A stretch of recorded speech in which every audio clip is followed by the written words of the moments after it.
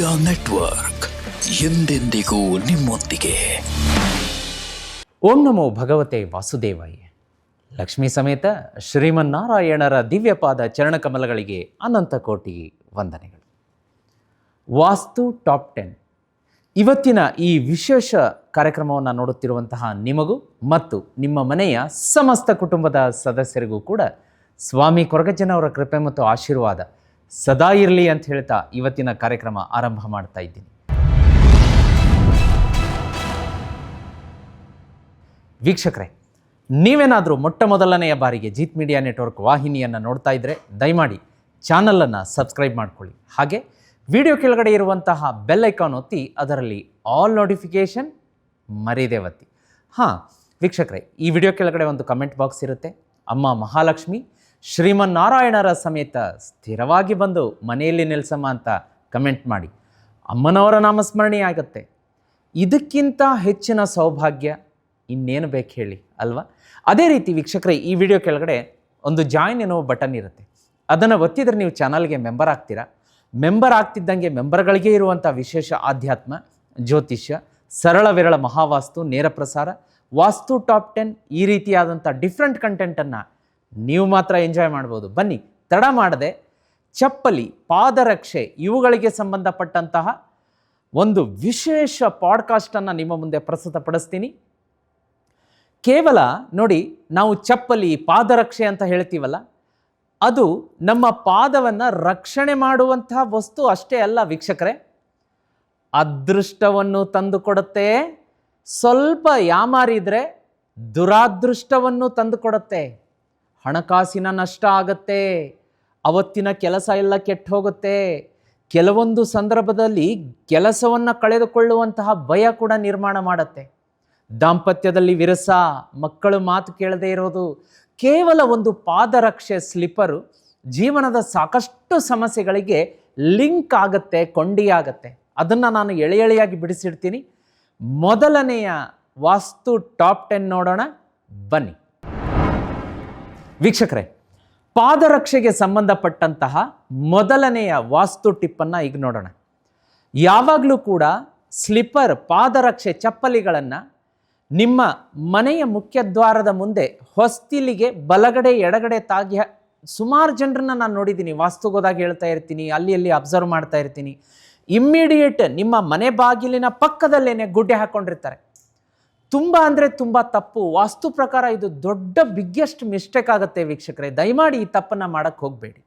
ಯಾಕೆ ಅಂತಂದರೆ, ಯಾರು ಸ್ಲಿಪ್ಪರ್, ಪಾದರಕ್ಷೆಗಳನ್ನು ಈ ಬಾಗಿಲಿನ ಹೊರಗೇನೆ ಇಮ್ಮಿಡಿಯೇಟ್ ಹೊಸ್ತಿಲಿಗೆ ಪಕ್ಕಕ್ಕೆ ಅಂಟಿಕೊಂಡಂತೆ ಹಾಕಿರ್ತಾರೋ ಆ ಮನೆಗೆ ಧನಲಕ್ಷ್ಮಿ ಪ್ರವೇಶ ಆಗೋದಿಲ್ಲ. ಮನೆಯಲ್ಲಿ ಲಕ್ಷ್ಮಿ ಸ್ಥಿರವಾಸ ಇತ್ತು ಅಂದರೆ ಪಟ್ಟಂತ ಮನೆಯಿಂದ ಹೊರಗಡೆ ಹೋಗುವಂಥ ವ್ಯವಸ್ಥೆ ಆಗುತ್ತೆ. ಹಣಕಾಸಿನ ನಷ್ಟ ಆಗ್ತಿದ್ದಂಗೆ ಮನೆಯಲ್ಲಿ ದಾಂಪತ್ಯದಲ್ಲಿ ವಿರಸ, ಆರ್ಥಿಕ ಒಂದು ಸಂಕಷ್ಟ ತಗೊಂಡು ಸ್ಟಾರ್ಟ್ ಆಗುತ್ತೆ. ಮಕ್ಕಳ ವಿದ್ಯಾಭ್ಯಾಸಕ್ಕೆ ಅದು ಹಿನ್ನಡೆ ಆಗುತ್ತೆ. ಯಾಕೆ ಹೇಳಿ? ಫೀಸ್ ಕಟ್ಟಬೇಕಲ್ಲ. ಮಕ್ಕಳ ವಿದ್ಯಾಭ್ಯಾಸ ಏನು ಸುಮ್ಮನೆ ಬರುವಂಥದ್ದಲ್ಲ.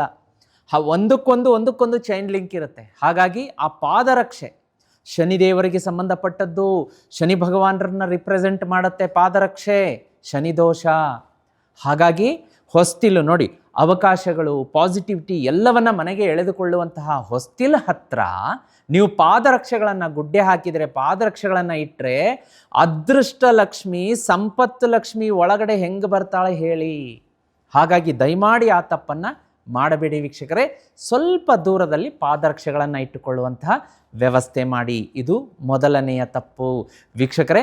ಇನ್ನು ಪಾದರಕ್ಷೆಗೆ ಸಂಬಂಧಪಟ್ಟಂತಹ ಎರಡನೆಯ ವಾಸ್ತು ಟಿಪ್ ನೋಡೋಣ ವೀಕ್ಷಕರೇ. ಈಗ ಪಾದರಕ್ಷೆಗಳಿಗೆ ಸಂಬಂಧಪಟ್ಟಂತಹ ಎರಡನೆಯ ವಾಸ್ತು ಟಿಪ್ ನೋಡೋಣ. ಯಾವ ಕಾರಣಕ್ಕಾಗಿಯೂ ಕೂಡ ಮನೆಯಲ್ಲಿ ಹರಿದ ಚಪ್ಪಲಿಗಳು ಇರಬಾರದು. ಕಟ್ಟಾದಂತಹ, ಹರಿದಂತಹ, ಅನ್ಯೂಸ್ಡ್ ಸ್ಲಿಪ್ಪರ್ಸ್ಗಳು ಇರಕೂಡದು. ಹಳೆಯ ಚಪ್ಪಲಿಗಳು ಇರಬಾರದು. ನೋಡಬೇಕು, ಒಬ್ಬೊಬ್ಬರು 4-5 ಜೊತೆ ಚಪ್ಪಲಿ ಇಟ್ಕೊಂಡಿರ್ತಾರೆ. ಅದು ಯಾವ ಕಾರಣಕ್ಕೋ ಗೊತ್ತಿಲ್ಲ. ಒಂದು ಪೇರನ್ನು ಅವರು ಕಂಟಿನ್ಯೂಸ್ ಯೂಸ್ ಮಾಡ್ತಾ ಇರ್ತಾರೆ, ಇನ್ನು 3 ಹಾಗೇನೆ ವೇಸ್ಟ್. ಅದರ ಕಡೆ ತಿರುಗು ನೋಡೋದಿಲ್ಲ. ಏನಾಗುತ್ತೆ? ಹಳೆದಾಗ್ತಾ ಬರುತ್ತೆ. ಕೆಲವೊಬ್ಬರು ಹರಿದಿರೋ ಚಪ್ಪಲಿಗಳನ್ನು ಹಾಗೆ ಇಟ್ಕೊಂಡಿರ್ತಾರೆ. ಸೆಂಟಿಮೆಂಟಿಗೋ ಅಥವಾ ಏನು ಕಾರಣಕ್ಕೂ ಗೊತ್ತಿಲ್ಲ, ಅವರವರ ಒಂದು ವೈಯಕ್ತಿಕ ಅಭಿಪ್ರಾಯ. ಆ ಹಳೆಯ ಚಪ್ಪಲಿ ಅಂದರೆ ತುಂಬ ದಿವಸದಿಂದ ಯೂಸ್ ಮಾಡದೇ ಇರುವಂತಹ ಹಳೆಯ ಹರಿದ ಚಪ್ಪಲಿಗಳು ಮನೆಯಲ್ಲಿದ್ದರೆ ಶನಿದೋಷ ಬೇಗ ಹಿಡಿಯುತ್ತೆ, ಪಟ್ ಅಂತ ಹಿಡಿಯುತ್ತೆ ಶನಿದೋಷ. ಆಗುವಂತಹ ಕೆಲಸದಲ್ಲಿ ನೀವೇ ವಿಘ್ನಗಳನ್ನು ತಂದು ನಿಮ್ಮ ಮುಂದೆ ಇಟ್ಕೋತೀರಾ, ಅಡೆತಡೆಗಳನ್ನು ಇಟ್ಕೋತೀರಾ. ಅದು ಬೇಕಾ? ನಾವು ಮಾಡುವಂತಹ ಕೆಲಸಗಳಲ್ಲಿ ವಿಘ್ನಗಳು ಬರಬಾರ್ದು, ದಾರಿ ಸುಗಮ ಆಗಬೇಕು ಅಂತ ಬಯಸುವಂಥವ್ರು ನಾವು. ಅದನ್ನು ಬಿಟ್ಟು ನೀವು ಆ ಚಪ್ಪಲಿಗಳನ್ನು, ಹಳೆ ಚಪ್ಪಲಿಗಳನ್ನು ಮನೇಲಿ ಇಟ್ಕೊಂಡು, ಹರಿದ ಚಪ್ಪಲಿಗಳನ್ನು ಮನೇಲಿ ಇಟ್ಕೊಂಡ್ರೆ ಕೆಲಸ ಹೇಗಾಗತ್ತೆ? ರಾಹು ದೋಷ, ಕೇತು ದೋಷ ಹೆಚ್ಚಾಗತ್ತೆ, ಶನಿ ದೋಷ ಹೆಚ್ಚಾಗತ್ತೆ. ನೀವು ಯೂಸ್ ಮಾಡ್ತೀರಾ, ಇಟ್ಕೊಳ್ಳಿ, ತಪ್ಪಿಲ್ಲ. ಯೂಸೇ ಮಾಡಲ್ಲ ಗುರುಗಳೇ, ನಾವು ಅದನ್ನ ತುಂಬ ದಿವಸದಿಂದ ಹಾಗೆ ಇಟ್ಕೊಂಡಿದ್ದೀವಿ, ಹರಿದಿದೆ, ರಿಪೇರಿ ಮಾಡ್ಸೋಕ್ಕಾಯ್ತಾ? ಸ್ಟಿಚಿಂಗು ಮತ್ತೊಂದು ಮಾಡ್ಸೋಕ್ಕಾದರೆ ಯೂಸ್ ಮಾಡಿ ಅದನ್ನು ಬಳಕೆ ಮಾಡ್ಕೊಳ್ಳಿ, ತಪ್ಪಿಲ್ಲ. ಅದನ್ನು ಹಾಗೇ ಇಟ್ಕೊಂಡಿದ್ದರೆ ನಿಮ್ಮ ಎಲ್ಲ ಕೆಲಸಗಳು ವಿಳಂಬ ಆಗುತ್ತೆ ವೀಕ್ಷಕರೇ. ನೋಡಿ, ಎಂತಹ ಪ್ರಬಲ ವಾಸ್ತು ದೋಷಗಳಿಗೆ ಅದು ಕಾರಣ ಆಗುತ್ತೆ, ಶನಿ ದೋಷಕ್ಕೆ ಕಾರಣ ಆಗುತ್ತೆ. ಈವನ್ ಚಪ್ಪಲಿಯ ಸ್ಟ್ಯಾಂಡನ್ನು ಇಡೋದಕ್ಕೂ ಕೂಡ ಮನೆಯಲ್ಲಿ ಒಂದು ಸರಿಯಾದ ದಿಕ್ಕಿದೆ, ಕ್ರಮ ಇದೆ. ಕೇವಲ ಚಪ್ಪಲಿ ಸ್ಟ್ಯಾಂಡ್ ಅಂತ ಅಷ್ಟೇ ಅಲ್ಲ, ನಾನು ನಿಮ್ಮ ಮನೆಗೆ ಬಂದು ವಾಸ್ತು ನೋಡಿ, ಕೆಡೋದು ಬೇಡ, ಕಟ್ಟೋದು ಬೇಡ, ಅಲ್ಟ್ರೇಷನ್ ಬೇಡ, ಡೆಮೊಲೇಷನ್ ಬೇಡ, ಪ್ರಬಲ ಸರಳ ವಿರಳ, ನೋಡೋದಕ್ಕೆ ಮಹಾವಾಸ್ತು, ನೋಡೋದಕ್ಕೆ ಸರಳ ವಿರಳ ಇರುತ್ತೆ, ಪವರ್ಫುಲ್ ಮಹಾವಾಸ್ತು ಟಿಪ್ಸನ್ನು ಕೊಟ್ಟು ನಿಮ್ಮ ಕಣ್ಣು ಮುಂದೆ ನಿಮ್ಮ ಮನೆಯಲ್ಲಿ ಎಲ್ಲಿ ವಾಸ್ತು ದೋಷ ಇದೆ ಅಂತ ತೋರಿಸಿ ಸರಿ ಮಾಡಿ ಬರ್ತೀನಿ, ವಸ್ತುಗಳನ್ನು ಕೊಟ್ಟು. ನನ್ನನ್ನು ನಿಮ್ಮ ಮನೆ ಮತ್ತು ಅಂಗಡಿ, ಕಮರ್ಷಿಯಲ್ ಪ್ಲೇಸ್ಗೆ, ಫ್ಯಾಕ್ಟ್ರಿ ಇರ್ಬೋದು, ಸ್ಕೂಲ್, ಕಾಲೇಜ್, ಹಾಸ್ಪಿಟ್ಲ್ ಏನೇ ಇರಲಿ, ವಾಸ್ತು ವಿಸಿಟ್ಗೆ ಕರಿಬೇಕು ಅಂದರೆ ಸ್ಕ್ರೀನ್ ಮೇಲೆ ನಂಬರ್ ಕಾಣಿಸ್ತಾ ಇದೆ, ಅದಕ್ಕೆ ಪಟ್ ಅಂತ ಮೆಸೇಜ್ ಹಾಕಿ. ನಮ್ಮ ತಂಡ ನನ್ನನ್ನು ನಿಮ್ಮ ಮನೆಗೆ ಕಳಿಸೋದಕ್ಕೆ ಸಹಾಯ ಸಹಕಾರ ಕೊಡುತ್ತೆ. ನನ್ನಿಂದ ವಾಸ್ತು ಪರಿಹಾರಗಳನ್ನು ತಗೊಂಡು ಸಾಕಷ್ಟು ಜನ ಅಭಿವೃದ್ಧಿಯ ದಾರಿಯಲ್ಲಿದ್ದಾರೆ, ಶ್ರೀಮಂತಿಕೆಯನ್ನು ಕಂಡುಕೊಳ್ತಾ ಇದ್ದಾರೆ. ಯಾಕೆ ಅಂತಂದರೆ ವಾಸ್ತು ಫಿಕ್ಸ್ ಆಯಿತು ಅಂದರೆ ಹೇರಳವಾಗಿ ಹಣ ಸಂಪತ್ತು ಬರುತ್ತೆ, ಆರೋಗ್ಯ, ನೆಮ್ಮದಿ, ಐಶ್ವರ್ಯ ಎಲ್ಲವೂ ಕೂಡ. ಮಿಸ್ ಮಾಡಬೇಡಿ, ಸ್ಕ್ರೀನ್ ಮೇಲೆ ನಂಬರ್ ಕಾಣಿಸ್ತಾ ಇದೆ. ಈಗ ವಾಸ್ತು ಟಿಪ್, ಪಾದರಕ್ಷೆಗೆ ಸಂಬಂಧಪಟ್ಟಂತಹದ್ದನ್ನು ಮೂರನೆಯ ಟಿಪ್ಪನ್ನು ನೋಡೋಣ. ಈಗ ಪಾದರಕ್ಷೆಗಳಿಗೆ ಸಂಬಂಧಪಟ್ಟಂತಹ ವಾಸ್ತು ಟಿಪ್ ನಂಬರ್ 3. ವೀಕ್ಷಕರೇ ನೋಡಿ, ಸುಮಾರು ಮನೆಗಳಲ್ಲಿ ನೀವು ಅಬ್ಸರ್ವ್ ಮಾಡಿರ್ಬೋದು, ರಾತ್ರಿ ವೇಳೆ ಯಾವುದೇ ಕಾರಣಕ್ಕಾಗಿಯೂ ಕೂಡ ಪಾದರಕ್ಷೆಗಳು, ಸ್ಲಿಪ್ಪರ್, ಶೂಸ್, ಬೂಟ್, ಮತ್ತೊಂದು ಪಾದರಕ್ಷೆಗಳು ಉಲ್ಟಾ ಆಗಿರಬಾರ್ದು, ಉಲ್ಟಾ ಬಿದ್ದಿರಬಾರ್ದು. ಯಾವ ಮನೆಯಲ್ಲಿ ಈವನ್ ಹಗಲು ಕೂಡ ಪಾದರಕ್ಷೆಗಳು ನೇರವಾಗಿ ಸಮಾನಾಂತರವಾಗಿ ನೆಲದ ಮೇಲೆ ಇಟ್ಟಿರಬೇಕು. ಒಂದು ಹಿಂಗೆ ಮೇಲೆ ಇಟ್ಟಿರ್ತಾರೆ, ಒಂದು ಕೆಳಗಡೆ ಬಿದ್ದಿರುತ್ತೆ, ಅಥವಾ ಉಲ್ಟಾ ಬಿದ್ದಿರುತ್ತೆ.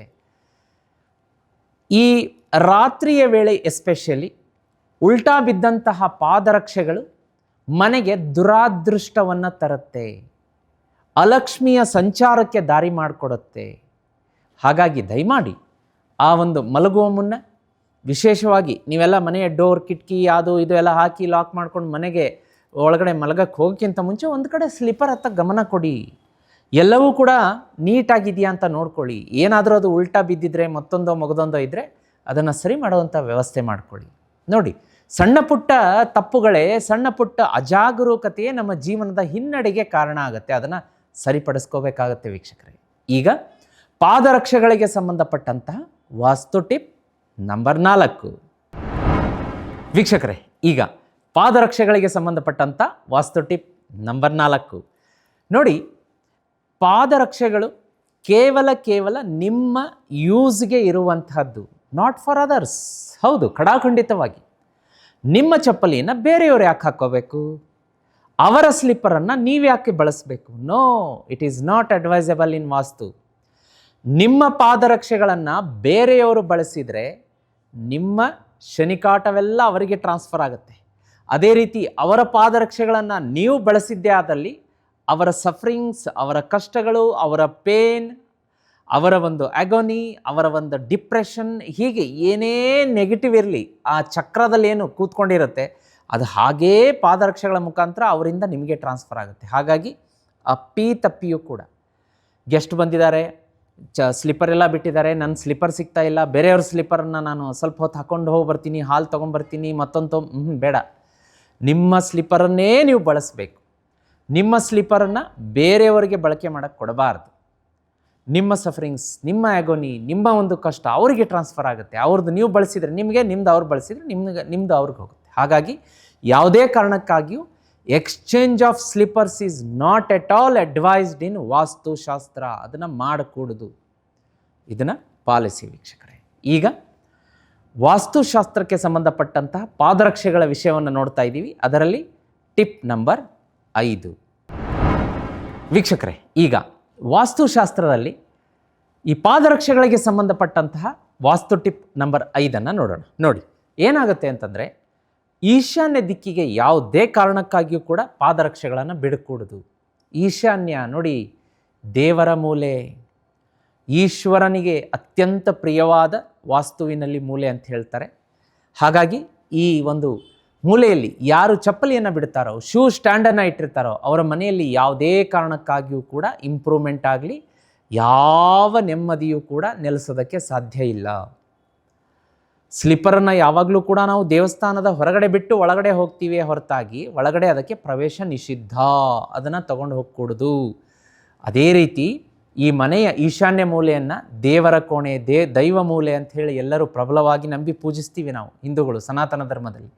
ಅದೇ ಮೂಲೆಯಲ್ಲಿ ಸ್ಲಿಪ್ಪರ್ ಬಿಟ್ಟರೆ ಹೇಗಾಗತ್ತೆ? ಬಿಡಕೂಡದು, ಇದು ವಿರುದ್ಧವಾದದ್ದು. ಹಾಗಾಗಿ ಆ ತಪ್ಪನ್ನು ಏನಾದರೂ ಮಾಡ್ತಾ ಇದ್ದರೆ ಇವತ್ತೇ ನಿಲ್ಲಿಸಿ, ಈಗಲೇ ಆ ಈಶಾನ್ಯ ಮೂಲೆಯಿಂದ ಸ್ಲಿಪ್ಪರ್ನ ತೆಗೆದು ಬೇರೆ ಕಡೆ ಶಿಫ್ಟ್ ಮಾಡ್ಕೊಳ್ಳಿ. ನೋಡಿ, ಇಂತಹ ಸಣ್ಣ ಪುಟ್ಟ ತಪ್ಪುಗಳನ್ನು ಮಾಡಬಾರ್ದು. ಈಶಾನ್ಯ ಮೂಲೆಯಲ್ಲಿ ಕೆಲವೊಂದು ವಸ್ತುಗಳಿರಬಾರ್ದು, ಕೆಲವೊಂದು ಸ್ಟ್ರಕ್ಚರ್ಗಳಿರಬಾರ್ದು, ಕೆಲವೊಂದು ವ್ಯವಸ್ಥೆಗಳಿರಬಾರ್ದು. ಅದು ಇತ್ತು ಅಂದರೆ ಜೀವನದಲ್ಲಿ ಹಿನ್ನಡೆ, ಮಕ್ಕಳಿಗೆ ವಿದ್ಯಾಭ್ಯಾಸದಲ್ಲಿ ಕುಂಠಿತ, ಮನೆಯ ಸ್ತ್ರೀಯರಿಗೆ ಆಗಾಗ ಹಾಸ್ಪಿಟ್ಲಿಗೆ ಹೋಗುವಂತೆ ಮಾಡುತ್ತೆ. ಅಲ್ಲಿ ಹೋದ್ರೆಲ್ಲ ನಾರ್ಮಲ್ ಇರುತ್ತೆ, ಅವ್ರು ಹೋಗ್ತಾ ಇರೋದು ಹಾಸ್ಪಿಟ್ಲಿಗೆ, ಖರ್ಚು ಮಾಡ್ತಾ ಇರೋದು, ಕೈಕಾಲು ನೋವು, ಮೈ ಸೆಳೆತ, ತಲೆನೋವು, ಸ್ವಲ್ಪ ಕಿರಿಕಿರಿ. ಈಶಾನ್ಯ ಮೂಲೆಯಲ್ಲಿ ಅಪ್ಪಿತಪ್ಪಿಯೂ ಕೂಡ ಬಾತ್ರೂಮ್ ಆಗಲಿ, ಟಾಯ್ಲೆಟ್ ಆಗಲಿ, ಅಡುಗೆ ಮನೆ ಆಗಲಿ ಇಂಥವ್ಯಾವು ಇರಬಾರ್ದು.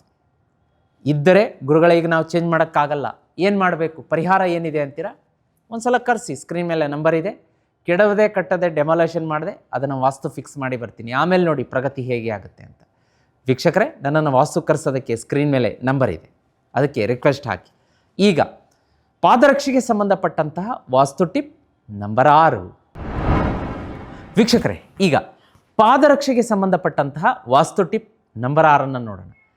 ಕೆಲವೊಂದು ನೋಡಿ, ಜನಪದ ನಂಬಿಕೆಗಳಿರ್ಬೋದು, ಹಳೆಯ ನಮ್ಮ ಹಿರಿಯರು ಹೇಳೋ ಪ್ರಕಾರ ಈ ಮನೆಗೆ ಬಂದಂತಹ ಗೆಸ್ಟ್ಗಳ ಅತಿಥಿಗಳೇನಿರ್ತಾರೆ, ಅಕಸ್ಮಾತ್ ಅವರ ಚಪ್ಪಲಿಗಳೇನಾದರೂ ಕಳವಾದರೆ, ಕಾಣೆಯಾದರೆ ಆ ಮನೆಗೆ ಅದೃಷ್ಟ ಹುಡುಕಿ ಬರುತ್ತಂತೆ. ಅಂದರೆ ಆ ಮನೆಗೆ ಇರುವಂತಹ ದರಿದ್ರ, ಬಡತನ, ಆ ಮನೆಯಲ್ಲಿ ಇರುವಂತಹ ಕೆಟ್ಟ ನೆಗೆಟಿವ್ ಎನರ್ಜಿಗಳು ಆ ಪಾದರಕ್ಷೆಗಳ ಮುಖಾಂತರ ಹಾಗೇ ಕಳೆದು ಹೋಯಿತು ಎನ್ನುವ ನಂಬಿಕೆ ಇತ್ತು.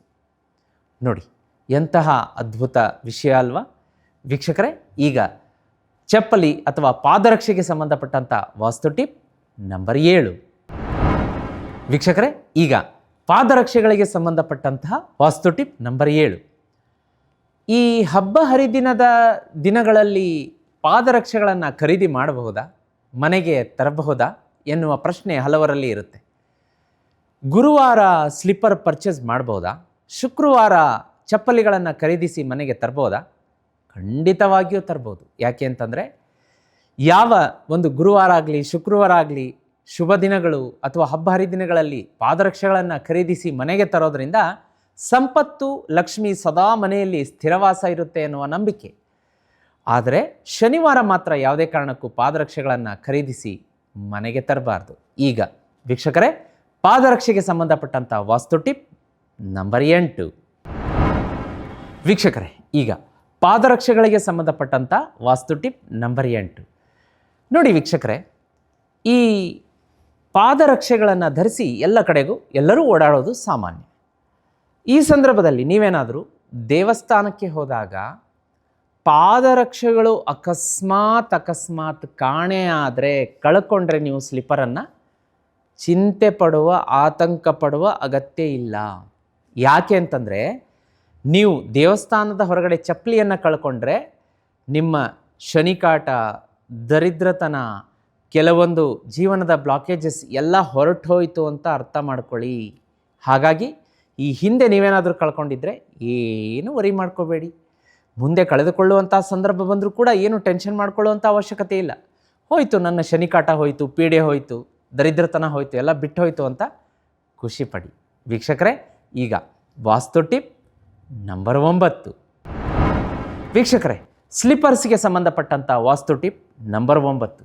ಯಾವುದೇ ಕಾರಣಕ್ಕಾಗಿಯೂ ಕೂಡ ಮೃತ ವ್ಯಕ್ತಿಗಳ ಪಾದರಕ್ಷೆಯನ್ನು ನಿಮ್ಮ ಮನೆಯಲ್ಲಿ ಶೇಖರಣೆ ಮಾಡಿ ಇಟ್ಕೋಬಾರ್ದು. ಅದು ಪಿತೃದೋಷಕ್ಕೆ ಕಾರಣ ಆಗತ್ತೆ. ಮೃತ ವ್ಯಕ್ತಿಗಳ ಪಾದರಕ್ಷೆಯನ್ನು ಆ ಮನೆಯ ಸದಸ್ಯರು ಮತ್ತೆ ಪುನಃ ಬಳಕೆ ಮಾಡಬಾರ್ದು. ಯಾಕೆಂದರೆ ಮೃತರು ಈ ಒಂದು ಇಹಲೋಕವನ್ನು ತ್ಯಜಿಸಿ ಬೇರೆ ಲೋಕಕ್ಕೆ ಹೋದಾಗ ಅವರ ವಸ್ತುಗಳಲ್ಲಿ ಇನ್ನೂ ಕೂಡ ಕೆಲವೊಂದು ಹಾಗೆ ರಿಟೇನ್ ಆಗುವಂತಹ ಒಂದು ಆಸೆಗಳಿರುತ್ತೆ. ಹಾಗಾಗಿ ಅವುಗಳನ್ನು ಮೊದಲು ಡಿಸ್ಪೋಸ್ ಮಾಡೋದು ಬಹಳ ಒಳ್ಳೆಯದು. ನೋಡಿ ಎಂತಹ ಅದ್ಭುತ ವಿಷಯ ವಸ್ತು. ಇನ್ನು ವೀಕ್ಷಕರೇ, ವಾಸ್ತು ಟಿಪ್ ಪಾದರಕ್ಷೆಗೆ ಸಂಬಂಧಪಟ್ಟಂಥದ್ದು ನಂಬರ್ 10. ವೀಕ್ಷಕರೇ, ಈಗ ಪಾದರಕ್ಷೆಗಳಿಗೆ ಸಂಬಂಧಪಟ್ಟಂಥ ವಾಸ್ತು ಟಿಪ್ ನಂಬರ್ 10. ಇಲ್ಲಿ ವಿಶೇಷವಾಗಿ ಏನಾಗುತ್ತೆ ಅಂದರೆ, ಮನೆಯ ಎದುರುಗಡೆ ಪಾದರಕ್ಷೆಗಳು ಆಗಾಗ ಉಲ್ಟಾ ಬೀಳ್ತಾ ಇರುತ್ತೆ.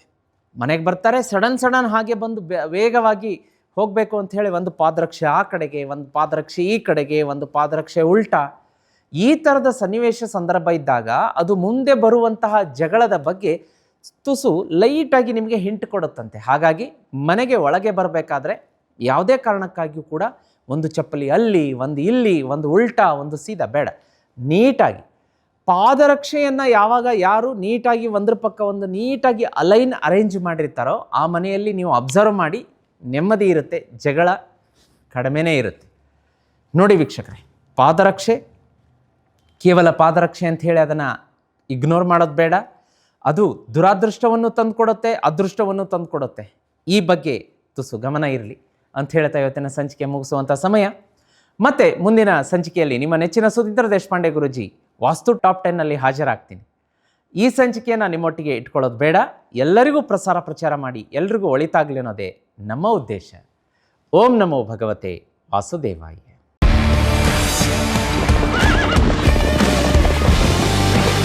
ಜೀತ್ ಮೀಡಿಯಾ ನೆಟ್ವರ್ಕ್ ಎಂದೆಂದಿಗೂ ನಿಮ್ಮೊಂದಿಗೆ.